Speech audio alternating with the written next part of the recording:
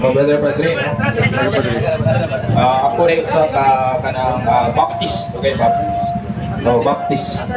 Okay, Baptist. And then,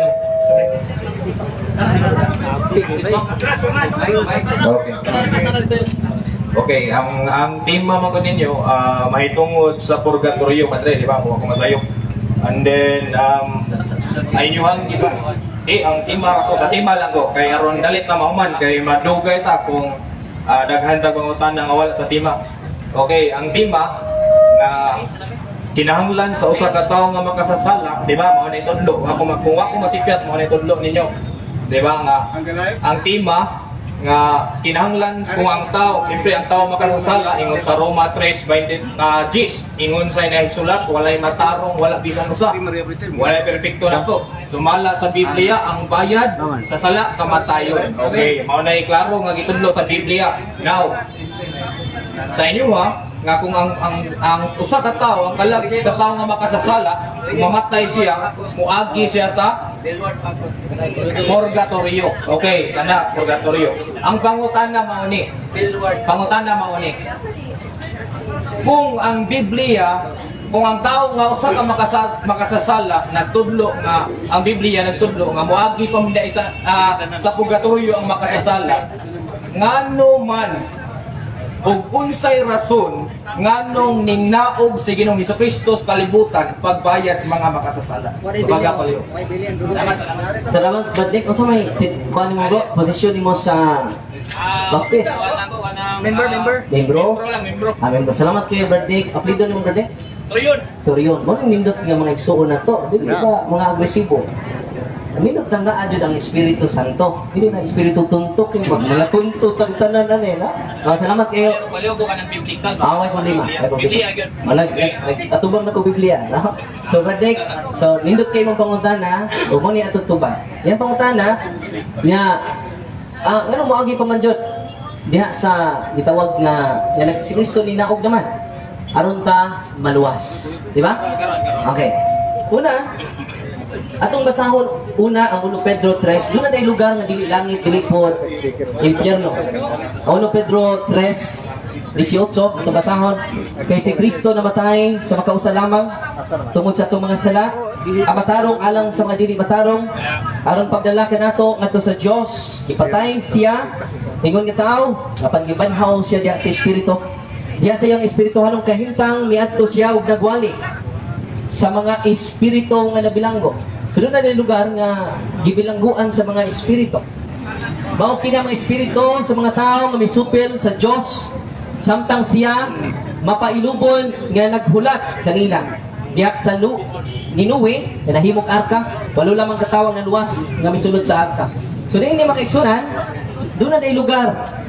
Akong point ani doon na lugar nga dili langit, dili po impyerno. Bilangguan. Kung ito mo ining bilangguan, related ni sa kamatuuran nga dunay purgatorio. Ganun dunay bilangguan. Kay hustisya ang Dios.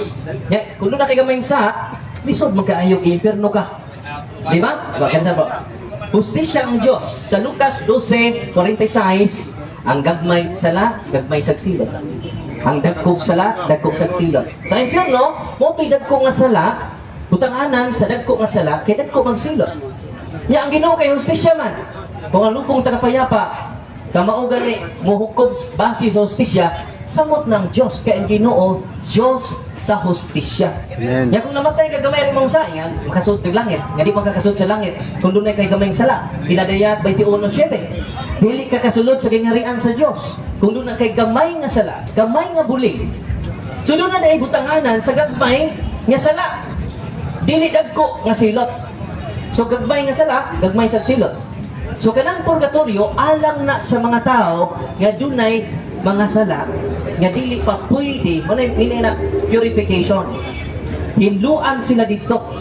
Ug mao ni nahitabo sa mga espiritu nga nabilanggo. Sulod na mga espiritu nga nabilanggo. Og tungod ni Kristo mo lang santos ka misa, pag misa ta kay si Kristo man. Og ningon man si Kristo brother, hinumdumi ako ninyo sa pagbuhat ninyo niini inyong gihandom o sa ito ganong ang akong kamatayon. Unsa man nakaluwas nato? Di ba katong pagpakamatay niya, pag-ula niya sa dugo? Therefore, ang Biblia very Catholic. Kaya diha sa pagpamisa nato, si Kristo nagpakamatay, gihandom nato ang kamatayon ni Kristo. So sa pangutanan niya ani naman si Kristo ang pagtubos nato, nagpadayon pa ang paghalad sa iyang kaugalingon diha sa santos nga misa. So therefore, nagpadayon ang buhat sa kaluwasan, wala muhunong panahon ni Kristo. Nagpadayon karon og sa umaabot. Amen. Dili limited ang kaluwasan sa panahon ra ni Kristo. Kanus aman. Si Kristo mingon man, panlakaw kamusti ko kalibutan ug mag-uban ako kaninyo hangtod sa katapusas kalibutan. Di man siya nag-uban. Diha sa bayhon sa pan ug sa bayhon sa vino. Kaya ang pan niya akong ihatag kaninyo, mao ang akong unod. Ug ang ipainom ko kaninyo, mao ang akong dugo. Kanus aman na mahitabo. Niguha siya og pan. Sa katapusang panihapon birthday, umingon siya, kini ang akong lawas. Kinsa may naghimo niya na kada adlaw. Nga nag-consecrate sa pan, nga mingon, kini mao ang akong lawas, ang atong mga kaparian. Tungod niya na, daghang na luwas, dili tungod sa pare, tungod ni Kristo, nga gihalad nato diha sa santos nga misa. Amen. Mayong gabi, balik ko na po. Dili kayo po kumbinsido sa tubag ni mo Madrid. Kay sa tinuod lang, dili kayo ko kumbinsido. Kaya ang Biblia gyud nagsulti sumala sa unang Juan 2:2 sumala sa Biblia nga ang tanan gamay nga sala, dako nga sala. Unsara na atubangan sa Ginoo. Walay Diyos hustisya. walay gisulti sa Biblia nga naay dako nga sala. Okay, naay dako nga sala, naay gamay nga sala. According to the Bible, nga ang gitudlo sa Biblia, nga ang tao, ang tanang makasasala, gipakamatyan yun ni Kristo. Tanan nga makasasala, gamay o madako, walay gipili. O dili mapamatud-an yun sa Biblia nga ang purgatorio pamaagi sa kaluwasan para maluwas ang kalag sa tao. Basahan rin. 1:1:5. Okay, ang iyang gikutlo ito sa Tiago man to. Lapas sa usa, nakalapas sa tanan. Ano na ipasabot? Dili ni siya tigba. Santiago 2:10. Onong Juan. Ato sundan ato igsoon. 2:2. Atong kasahon. Atong sundan siya. Onong Juan 2. Ang iyang ingon nga ang sala ko no, kamay og dako parihara. Okay. Balik ko na to ha. Baltik. Ato di Baltik. Ang gamay ni sala og dako parihara. Atong basahon ato sundan sa tuba yang gisulti. Siya maong halad unuan 2:2. Okay. Atong sundan siya. Okay. Okay. Siya mao ang halad aron mapasaylo ang atong mga sala. O dili lang ang ato ara kun dili ang mga sala usab sa tanang tao. So, dili wa mangingon nga way gamay ug dako nga sa. Ang tanan sala, Padre. Wala kay. Ang tanan sala. Ang pasabot ini nya dagko ug gamay pasayloon sa Ginoo. Wa mingon nya tanan sala parihara. Wa mingon ni ang tanan sa parihara. Tanan sa. Wala kay. Wa diri. Ang imong doktrina mo wa diri. Okay. Unya kaduha, atong basahon ang 1 Juan 5. Ato ni ditso. Ang iyang gigamit nga bis ato lagi sundan ha. Kay mawinaw man jud ta. Una ta mo magtubag, bilisod kay ta mo ribad ta without listening. Okay, sa 1 Juan 5:17, sala ang tanang buhat nga dili matarong. So, may klaro dili Bertnik, kasala ang buhat nga dili matarong. Tanan sala. Dili matarong apan dunay sala nga dili mo sangpot sa kamatayon. Dato pa rin. Nasayod kita nga walay anak sa Dios. Okay. Kaya ta sa tugamay. Dali sa isa. Okay. Kung may makakita sa iyang isig ka tao nga magtutuo nga nakasala apan sala. Kanang usa ka speaker ba? Hello, mic test. Okay na. Kung may dito tayo ito sundan, before ta mo react ba, lisod kayo sitag react nga, huwag ta mo sunod sa iyang teksto. Di na ito ma-verify. So, iyang teksto nga, 1 Juan 2:2, huwag mag-isot dito nga pariha ang tanang sa. Pero pareha nga pasayloon sa Ginoo, manay context Doktrinas sa Katoliko. imong gitutlok. Pero wa mag-ingon dito na dili waysa nga gamay, waysa nga dako, wag ingon dito.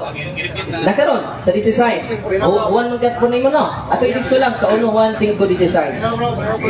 Kung may makakita sa iyang isig magtutuo nga nakasala, apan sala nga dili mo sangpot sa kamatayon. Kinahanglan mag-ampo siya sa Dios. Hatagan sa Dios o kinabuhi ang maong magtutuo. Kini anang lamang netong naghimog sala nga dili ikamatay. Apa dunay sala nga mosampot gayud sa kamatayon. O dili kinahanglan nga mag-ampo pa kita kanila. Sa to pa dunay sala nga makamatay. Doon na po'y sala nga dili mosampot sa kamatayon. O mingon nila nga, ang tanang sala patay dito na. Mosampot yung kamatayon. O sa may meaning ani? Dunay sala ang interpretations Katoliko ani, dunay venial sins, dunay mortal sins. Katong mortal sins bro, mo toy mo sangpot sa kamatayon.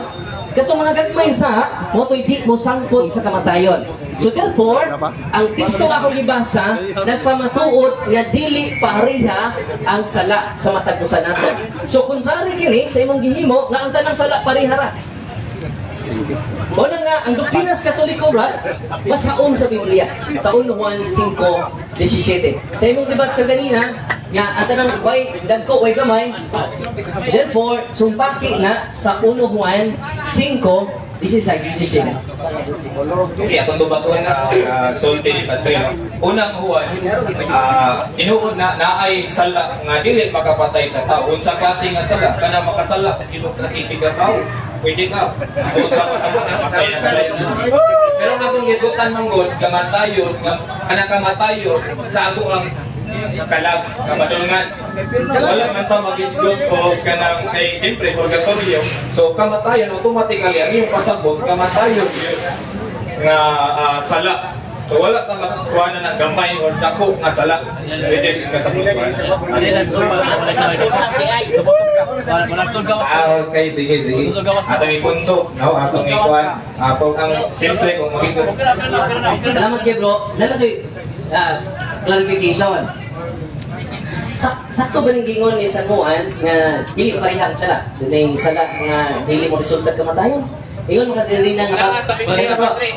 Oh, ingon kasi bro. Gawas ka sakto, tanong i-verify siya kay ganina kung poset man ang iyang idea sa Biblia. Ingon sa why sala nga parihara tanang sala. Gagmay og dako parihara. Nya karon oh lagi, tanang di pagkamatayan ni Kristo tubig dako. Oh, ang point nato brad, sakto okay ra ka, nadunay gagmay og dako. Okay na po. Di ba? Okay na ka, nadunay gamay og dako. Okay ra. Ang ilasan nito. Salamat. Sulbat Rajad. Salamat, brad. So ato lang i-verify kay kita komentaryo dire nya wa ta magkauyon di ay. So karon ang points ni sa igsoon nga ang tanang sala ni pagkamatyan dagko ug gagmay. So karon iyan ang gidawat kadun na gagmay ug dako ug ipakamatyan ang tanan ni Kristo. Ug mo na mo duplina iso. Taxi boy. So mo na mo duplina iso. Maintenance presyo. Okay, nakasabot na kas Doktrinas Katoliko. Salamat.